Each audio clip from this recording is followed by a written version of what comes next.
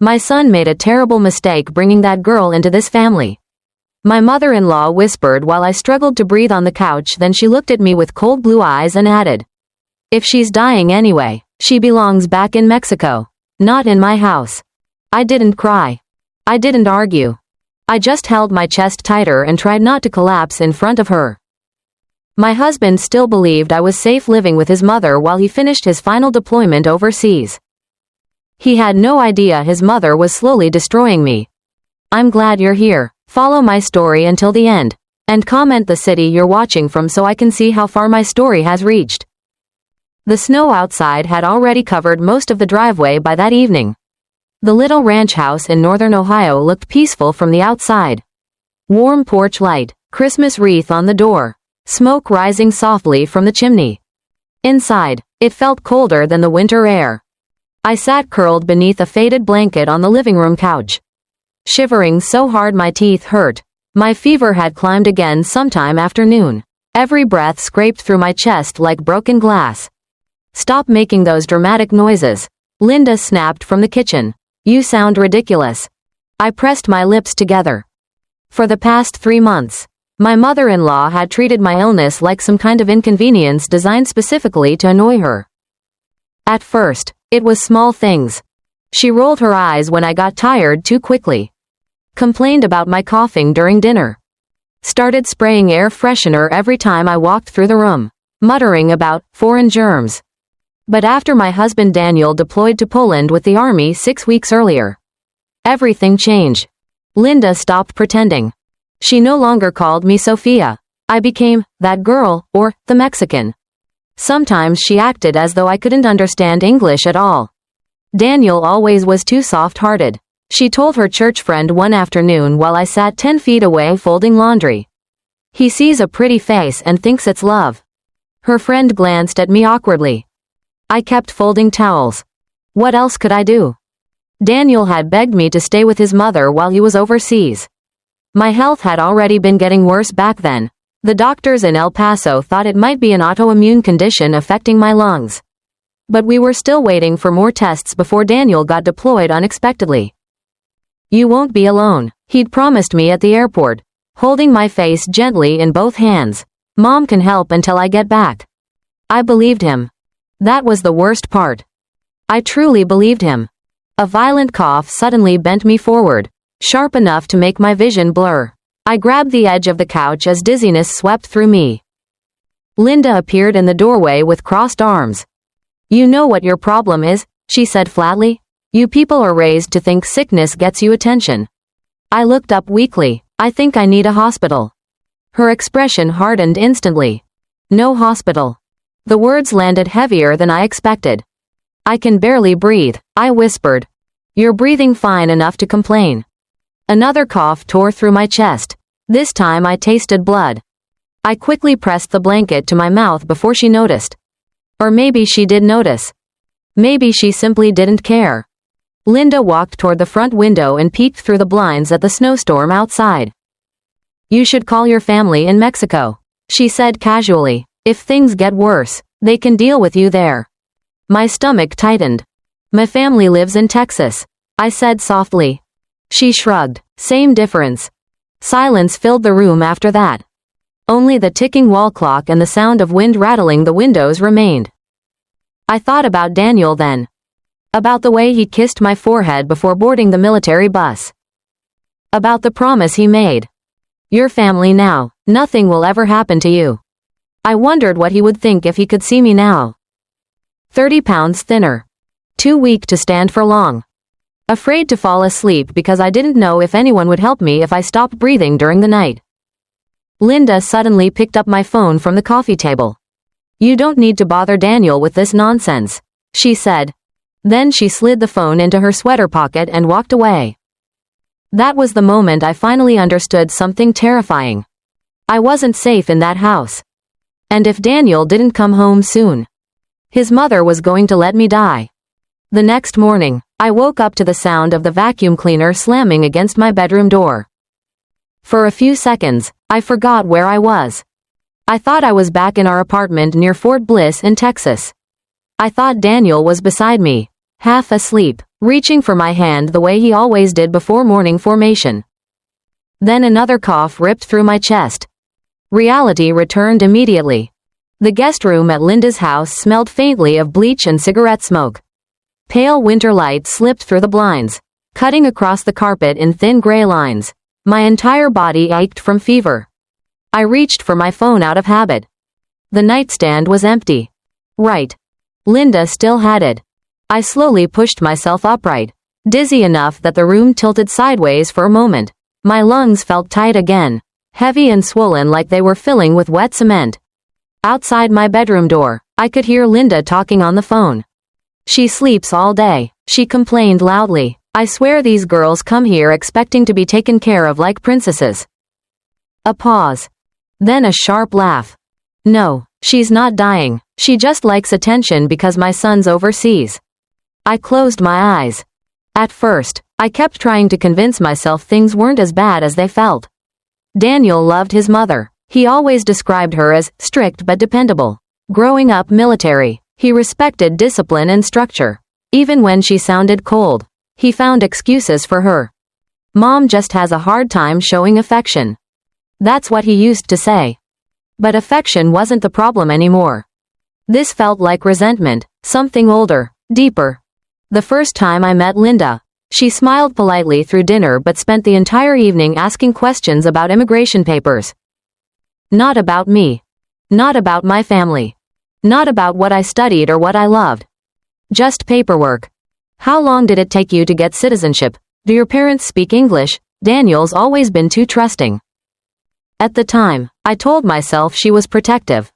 Now, lying in that freezing guest room barely able to breathe properly, I realized something painful. Linda never saw me as her son's wife.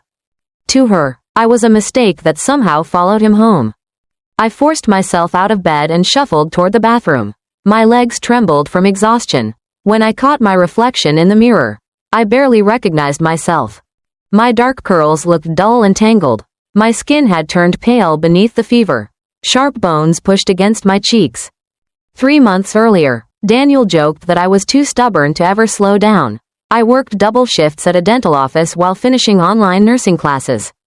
We used to stay up late eating takeout tacos and planning where we'd live after his service ended. Now I struggled to stand long enough to brush my teeth. I opened the medicine cabinet. Empty. My inhaler was gone. For one terrified second, I thought maybe I misplaced it during the night. Then I remembered Linda cleaning the bathroom yesterday while muttering about drug dependency. My stomach tightened instantly. I searched every drawer anyway. Nothing. Panic crawled slowly up my throat. Without the inhaler, breathing became harder whenever the coughing fits started. The doctor had warned me about that before Daniel deployed. I hurried weakly into the hallway. Linda stood in the kitchen sipping coffee from one of Daniel's old army mugs. Morning news flickered across the television behind her. My inhaler is missing, I said quietly. Without even looking at me, she took another sip. You rely on those medications too much. I need it. You need fresh air and less drama. My chest tightened again. Please, I whispered. Finally, she turned toward me. There was no anger in her face. That was the frightening part. Only irritation. Like I was interrupting her morning routine. You know what I think, she said calmly. I think you got sick because this country is too cold for people like you. Maybe you should go home. I stared at her. This is my home. Linda gave a thin smile. No, she said softly. My son is your home. And he's not here right now. That afternoon, the fever became worse. By 3 o'clock, even walking from the bedroom to the kitchen left me breathless. My hands wouldn't stop trembling. Every few minutes, another sharp cough clawed through my chest hard enough to make my ribs ache. Linda acted like none of it was happening. She spent the afternoon decorating the living room for Christmas while old country music played softly from the radio. Red ribbons covered the staircase railing. Cinnamon candles burned near the fireplace. The entire house smelled warm and festive. Meanwhile, I sat wrapped in a blanket trying to hide the fact that I could barely breathe. At one point, I quietly lowered myself onto the kitchen chair because my legs felt too weak to hold me anymore. Linda glanced at me while stirring soup on the stove. You look awful, she said flatly. I gave a tired nod. I think I need urgent care. She sighed dramatically, as though I had asked her for something unreasonable. Sofia, do you know how embarrassing it is to drag someone to the emergency room every time they catch a little cold? This isn't a cold. Oh please, she waved the spoon dismissively. Women in my generation worked through real sickness. We didn't collapse every 5 minutes looking for sympathy. I stared down at the table. There was no point arguing anymore. The worst part about cruelty like Linda's wasn't the yelling. It was the calmness. The complete certainty that she was right and I was a burden. I remembered my grandmother back in Juarez once telling me, some people can wound you more with silence than fists. At the time, I didn't understand. Now I did. Linda suddenly set the spoon down and looked at me carefully. You know, she said, Daniel's been distracted ever since he married you. I frowned weakly. What? He used to focus on his career, his future, then suddenly everything became about protecting you. I could hear the resentment underneath every word. I tried to stand and nearly lost my balance. The room spun violently for a second before I caught myself against the counter. Linda didn't move. Not even an inch. Any normal person would have reached out automatically. Even strangers usually did. But she simply watched. Cold. Observing me the same way someone watches a leaking pipe they're tired of fixing. I'll clean the guest room tomorrow, she continued casually, if you're well enough to travel by Friday. I found a bus route heading south. My stomach dropped. Travel where? Texas first, then Mexico if necessary. I stared at her, certain I had misunderstood. My doctors are here. Linda shrugged. You can see doctors anywhere. I'm not leaving. For the first time all day, irritation flashed across her face. You don't seem to understand your position in this house. A long silence followed. The television murmured faintly in the next room. Snow tapped softly against the kitchen windows. Finally, she lowered her voice. My son isn't here to protect you right now. The words settled heavily into the room. Not loud. Not dramatic. Just honest. And somehow that made them more frightening. That evening, after Linda went upstairs, I searched the house for my phone. I checked the kitchen drawers first. Then the laundry room. Then the small cabinet beside the television. Nothing.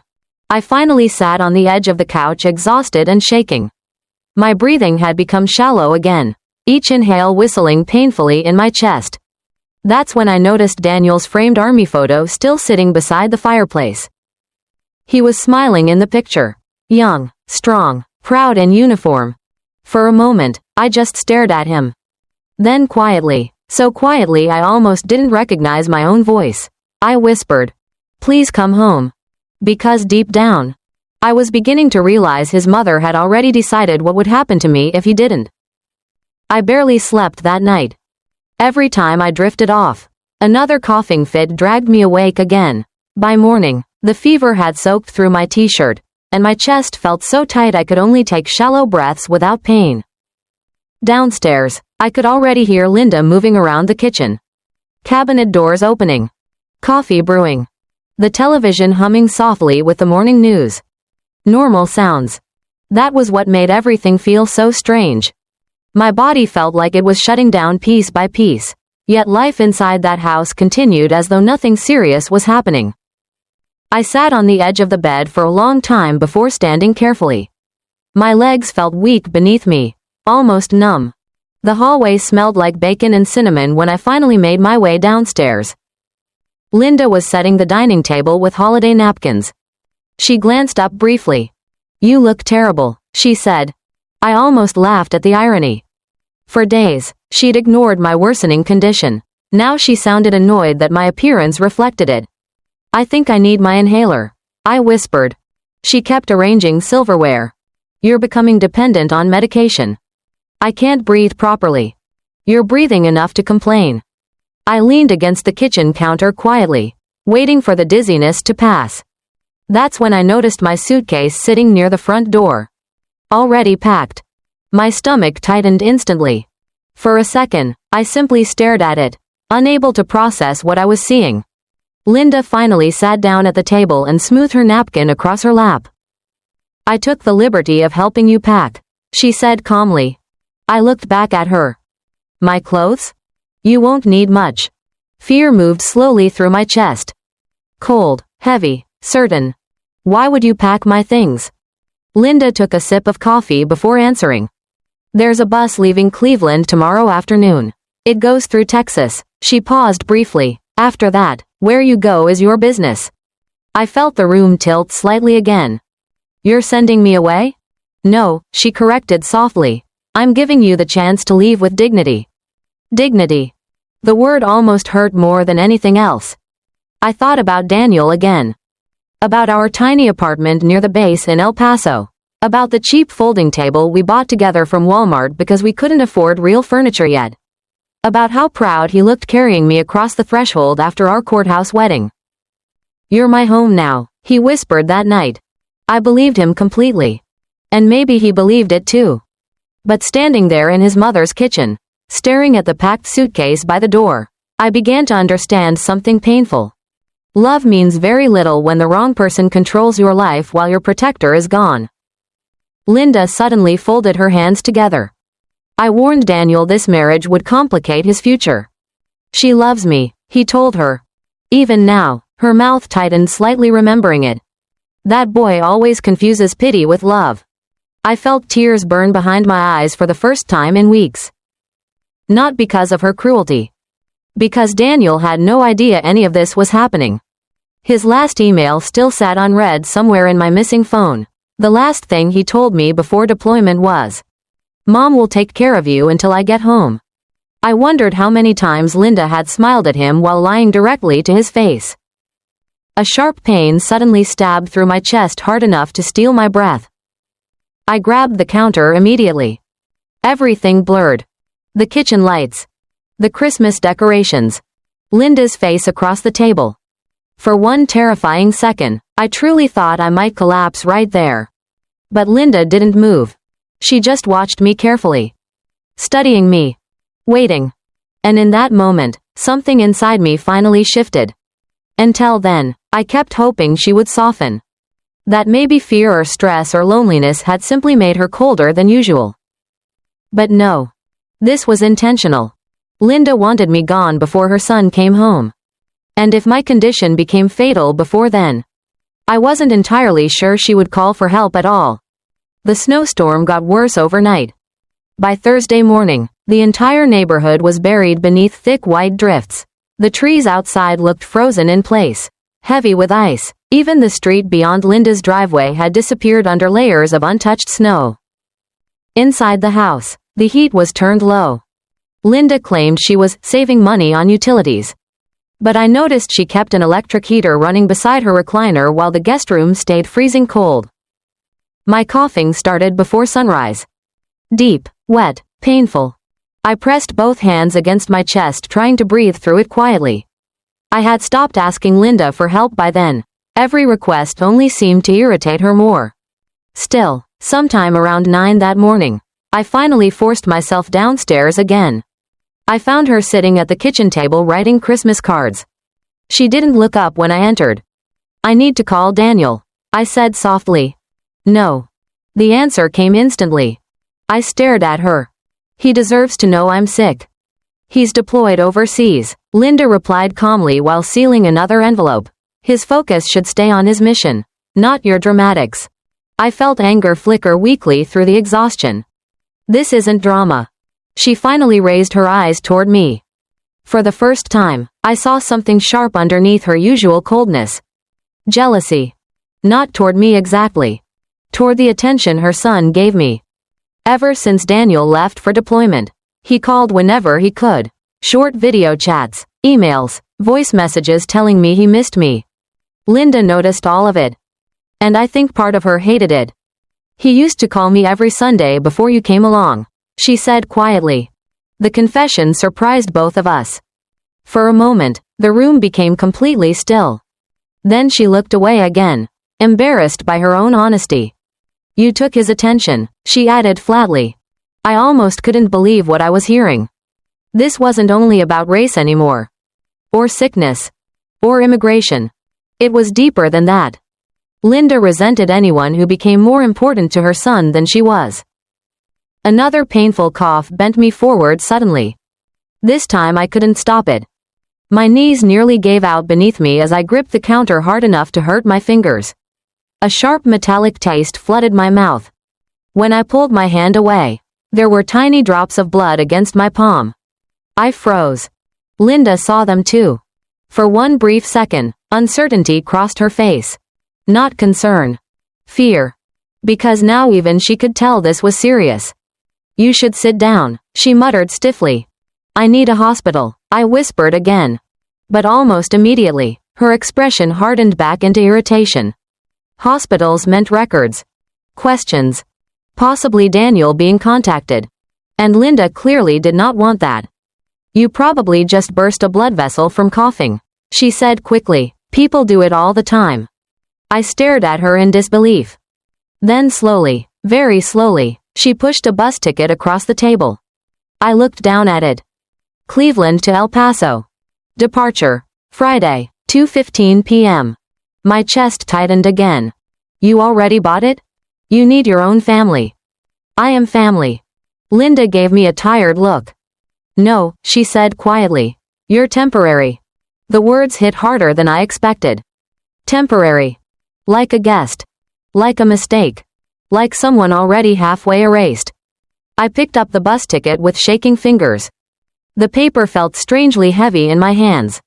Then my eyes landed on something else near the bottom corner. One way. No return. And suddenly, for the first time since Daniel deployed, I became truly afraid of his mother. That night, I hid the bus ticket underneath the mattress in the guest room. I don't know why. Maybe part of me still couldn't believe this was real. The paper itself felt like proof that something terrible was happening quietly around me while the rest of the world continued normally. Outside, snow kept falling across the neighborhood. The streetlights glowed softly through the storm, turning everything pale gold and white. Inside Linda's house, the silence felt heavy. I barely ate dinner. Linda made roast chicken and mashed potatoes, but she only placed one setting at the table for herself. Mine sat wrapped in foil on the kitchen counter like leftovers. I stood there staring at it for a moment. Not angry. Just tired. Tired in the kind of way that settles deep into your bones. I carried the plate back upstairs untouched. Around midnight, another coughing fit woke me suddenly. This one was worse. Much worse. Pain exploded through my chest hard enough to make me gasp. I doubled over in bed, struggling desperately for air as sharp wheezing rattled inside my lungs. The room spun violently. I reached toward the nightstand automatically for my inhaler before remembering again that it was gone. Panic hit me instantly. I tried slowing my breathing the way the doctors taught me. Small breaths. Stay calm. Don't fight the lungs. But my body wasn't listening anymore. I stumbled out of bed and nearly collapsed against the hallway wall. Linda, I called weakly. No answer. Another painful cough tore through me. Linda? This time my voice barely came out at all. I forced myself down the staircase one step at a time, gripping the railing tightly because my legs felt unstable beneath me. The house was dark except for the television glow in the living room. Linda sat in her recliner half asleep under a blanket. She looked irritated the second she saw me. What now? I could barely speak. I can't breathe. For a brief moment, real alarm crossed her face. I saw it. Saw the exact second she realized this might actually become an emergency. But then something colder replaced it. Calculation. She muted the television slowly. You're having anxiety. I shook my head desperately. No, hospital? Linda stood up reluctantly. You need to calm down. I leaned heavily against the wall trying to pull air into lungs that suddenly felt too small for my body. A terrible wheezing sound escaped my chest with every breath now. Tears blurred my vision. Not from emotion. From lack of oxygen. I need help, I whispered. Linda crossed her arms tightly. If I take you to the emergency room, Daniel will overreact. I stared at her in disbelief. Overreact. As if I was inconveniencing everyone by struggling to stay conscious. Then she said something I will never forget for the rest of my life. If things are really this bad, she said quietly, maybe it's better your family handles it instead of mine. Mine.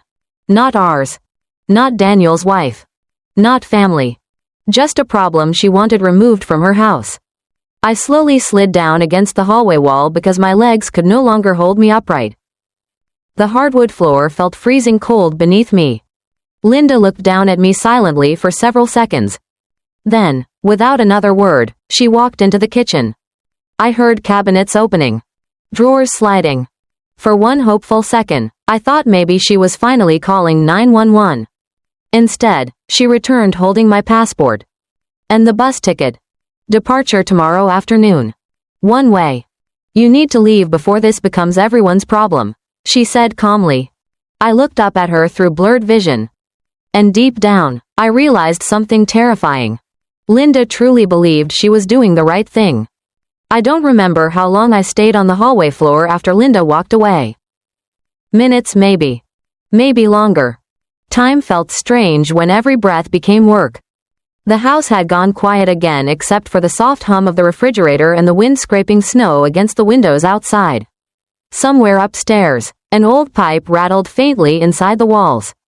Normal house sounds. Meanwhile, I sat on the floor trying not to pass out. My chest burned with every inhale now. The wheezing had become louder. Sharper. I could hear it echoing inside my own head. I thought about Daniel constantly during those moments. Not dramatic thoughts. Just small memories.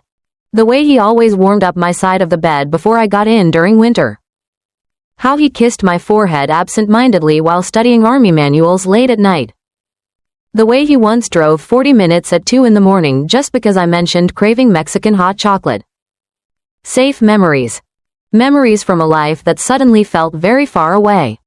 I must have drifted for a moment because the next thing I remember was the sound of knocking at the front door. Linda cursed under her breath from the living room. It was nearly 1 in the morning. I heard her slippers scrape across the hardwood floor before she opened the door only a few inches. A woman's voice answered softly. Sorry to bother you this late. I saw someone sitting on the floor through the side window. It was the neighbor. Mrs. Harper. I'd met her only twice before. A quiet widow in her 70s who lived next door with an old golden retriever named Rusty. Linda's voice immediately tightened. Everything's fine. Mrs. Harper didn't sound convinced. Is that your daughter-in-law? Silence. Then footsteps approached the hallway. Mrs. Harper peeked around the corner and froze the second she saw me sitting against the wall. Oh my lord. I tried forcing a smile, but another coughing fit interrupted me halfway through. This one left spots dancing across my vision. Mrs. Harper's face changed instantly. Not annoyance. Not suspicion. Concern. Real concern. She hurried toward me despite Linda stepping forward quickly. She's sick, Linda said sharply. Nothing contagious. She just overreacts. Mrs. Harper ignored her completely. Honey, can you stand? I nodded weakly even though I couldn't. The older woman crouched beside me carefully and touched my forehead. Her expression darkened immediately. You're burning up. Linda folded her arms. She refuses to rest properly. Mrs. Harper looked up slowly. No, she said quietly. This girl needs a doctor. The room became tense after that. Linda's jaw tightened hard enough that I could see the muscles moving beneath her skin. She already has a bus ticket home tomorrow. Mrs. Harper blinked in confusion. A bus ticket? She has family in Texas. I finally found enough strength to whisper, my husband doesn't know. Mrs. Harper turned toward me immediately. What do you mean? Linda answered before I could. Daniel's deployed. He doesn't need distractions. Something changed in Mrs. Harper's expression then. A coldness. Not toward me. Toward Linda. She slowly stood back up. I lost my husband in Vietnam, she said quietly, and I remember exactly what military wives go through while they wait for those men to come home. Linda said nothing. Mrs. Harper looked directly at her. But I've never seen a mother treat her son's wife like this. The silence afterward felt enormous. Linda's face turned pale with anger. I honestly thought she might tell the woman to leave. Instead, she forced a tight smile. "You don't understand our family situation." Mrs. Harper glanced down at me again, still struggling to breathe on the hallway floor. Then she answered softly, "No, I think I understand it perfectly." Mrs. Harper stayed for almost an hour after that. Linda clearly wanted her gone.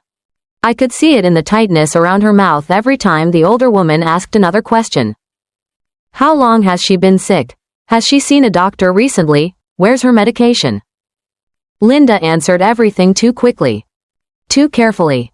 The entire time, I sat wrapped in a blanket on the couch trying to control my breathing while Mrs. Harper watched both of us closely. At some point, she quietly handed me a glass of water. Her fingers brushed against mine for only a second, but even that small kindness nearly broke me apart emotionally. Because it had been so long since anyone in that house treated me like a human being instead of a problem. Linda eventually stood up abruptly. "It's late," she announced. "Sofia needs rest." Mrs. Harper didn't move. Instead, she looked directly at me. "Honey," she asked gently, "do you want me to call someone for you?" Before I could answer, Linda spoke sharply. She already said no. But I hadn't. Not once. Mrs. Harper noticed that too. The older woman slowly reached into her purse and pulled out a small piece of paper. Then she placed it carefully beside me on the couch cushion. "Her phone number. If you need anything," she said quietly, "anything at all, call me." Linda escorted her to the front door immediately after that. I heard low voices near the entrance. Then silence. A few seconds later, Linda returned to the living room with a completely different expression on her face. Hard again. Controlled. "You embarrassed me tonight," she said coldly. I stared at her weakly. "I didn't do anything. You made me look cruel." The words shocked me. Not because they were loud. Because she genuinely believed them. Linda cared more about appearing compassionate than actually helping me. I suddenly understood why she'd always been so careful around church friends and neighbors. Why her cruelty only surfaced fully behind closed doors. Reputation mattered more to her than truth. "I'm going upstairs," I whispered. "You should," she replied flatly. "Your bus leaves tomorrow." I barely slept again that night. The fever kept climbing. At some point before dawn, I woke up coughing so violently that blood splattered against the bathroom sink. I stared at it silently. Bright red against white porcelain. My hands started shaking immediately. Even I couldn't pretend this was minor anymore. I rinsed the sink carefully before Linda could see it, not because I wanted to protect her. Because I was beginning to understand something dangerous. If Linda realized exactly how serious my condition had become, she might panic and force me onto that bus even faster. By morning, the snowstorm had finally stopped. Gray winter sunlight spread across the neighborhood, cold and pale. I could hear plows scraping the roads outside while Linda moved around downstairs preparing coffee. Everything felt strangely calm. Too calm. When I finally came downstairs carrying my suitcase, Linda looked almost relieved. "There," she said quietly, "this is for the best." "For who?" I wanted to ask. But I already knew the answer. She handed me my passport, the bus ticket, and a small envelope containing cash. Not kindness. Just enough money to ease her conscience. Then she added, "Once you're with your own people, this will all feel easier." Own people. The phrase settled heavily into my chest. I looked around the living room one last time. The Christmas tree. Daniel's army photo above the fireplace. The stockings Linda had hung carefully across the mantel. There were only 2 names stitched into them. Hers. And Daniel's. Nothing in that house had ever truly included me. A sudden wave of dizziness hit hard enough that I grabbed the edge of the table for balance. Linda noticed immediately. For one brief second, fear crossed her face again. Not fear for me. Fear of what might happen if I collapsed before leaving her house. And deep down, I think we both realized the same thing. I might not survive that bus ride at all. Linda drove me to the bus station herself. The entire ride there felt unreal. Gray slush covered the roads after the storm, and the windshield wipers scraped back and forth in slow, Uneven rhythms. Christmas music played softly through the car speakers while I sat curled against the passenger door trying not to cough too hard. Neither of us spoke much. I think we had both crossed some invisible line the night before. There was no pretending anymore. No fake concern. No polite smiles for Daniel's sake. Just silence.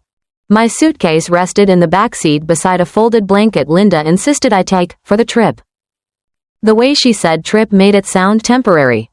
But deep down, we both knew she wasn't expecting me to come back.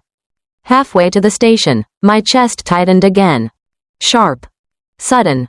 I pressed my fist against my mouth as another violent coughing fit overtook me. This one was worse than the others. When I pulled my hand away, there was blood again. More this time. Linda noticed immediately.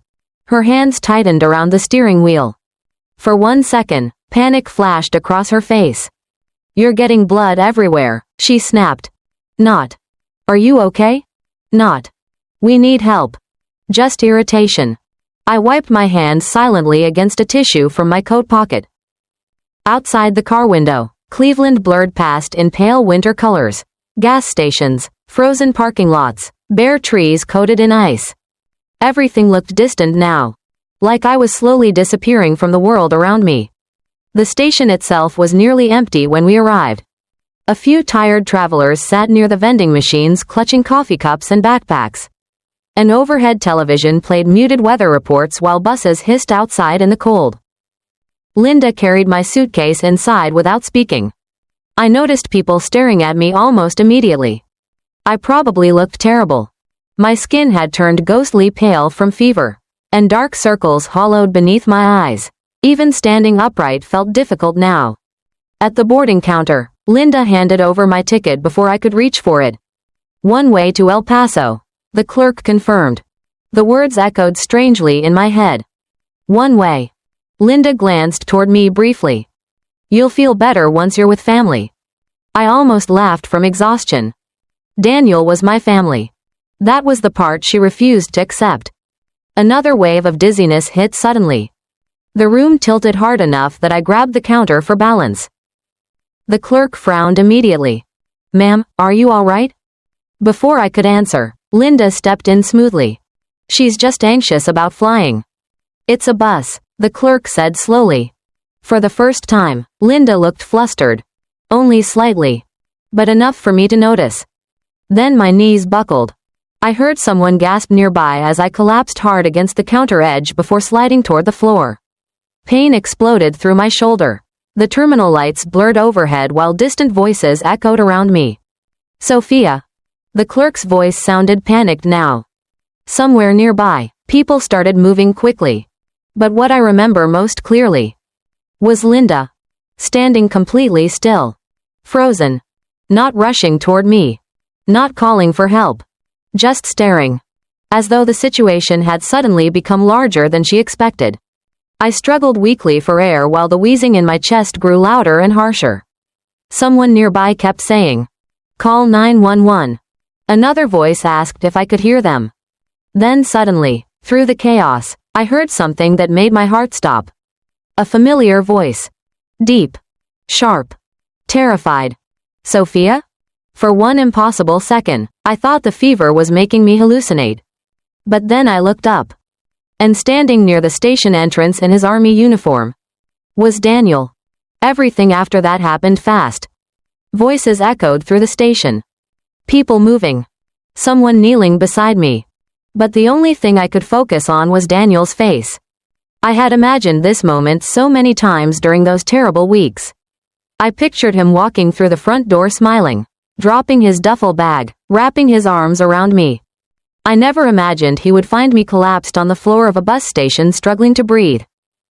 "Sofia, hey, look at me." His voice shook as he knelt beside me.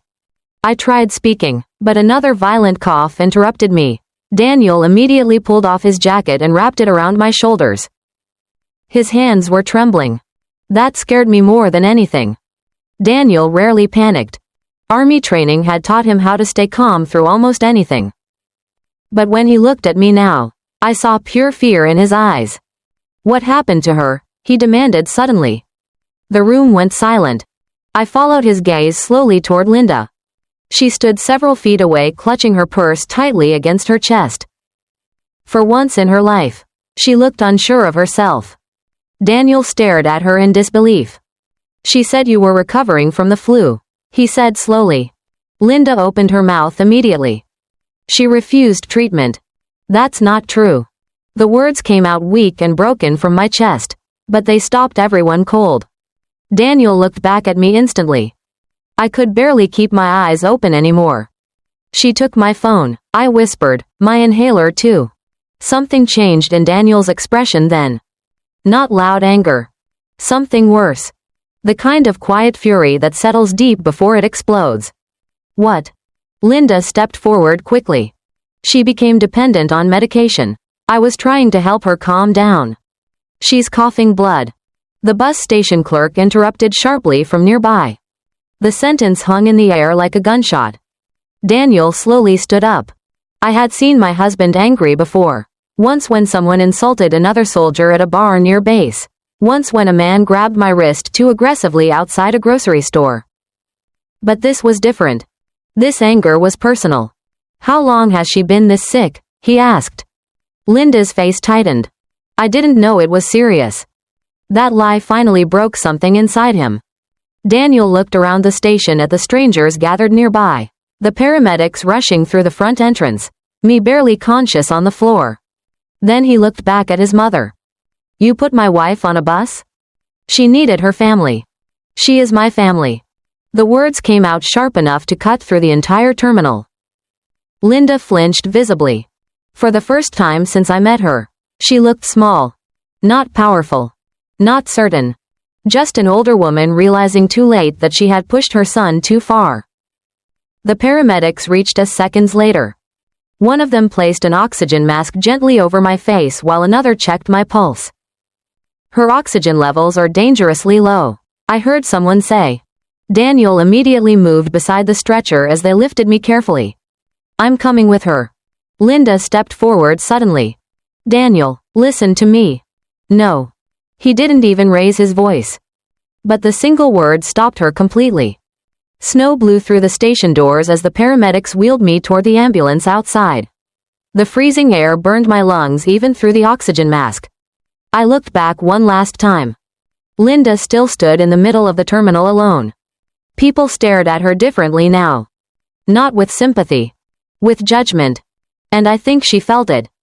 Daniel climbed into the ambulance beside me and grabbed my hand tightly. His eyes looked wet. I'm so sorry, he whispered. I should have come home sooner.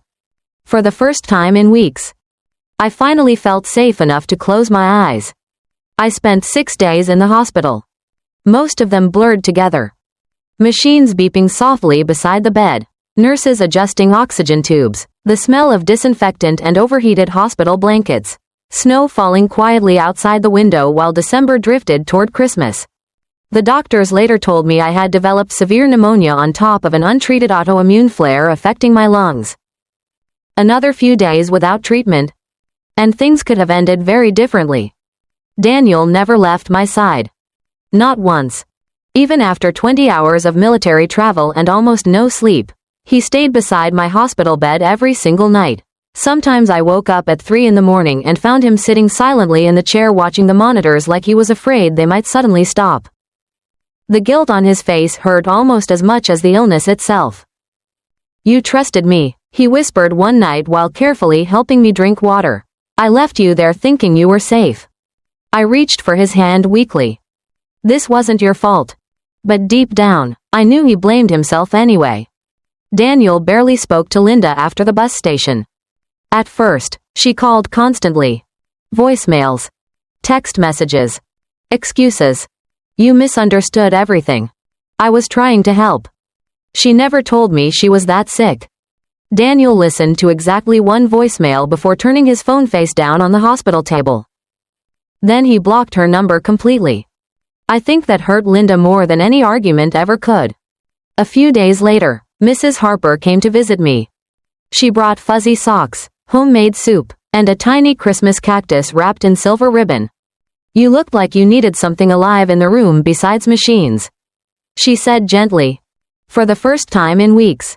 I laughed a little. The sound surprised me. Mrs. Harper stayed for almost an hour talking softly while Daniel handled paperwork downstairs. Before leaving, she hesitated near the hospital door. "Your husband loves you very much," she said carefully. I looked down at the blanket in my lap. "I know. And I think," she continued quietly, "he finally sees his mother clearly now." That part hurt.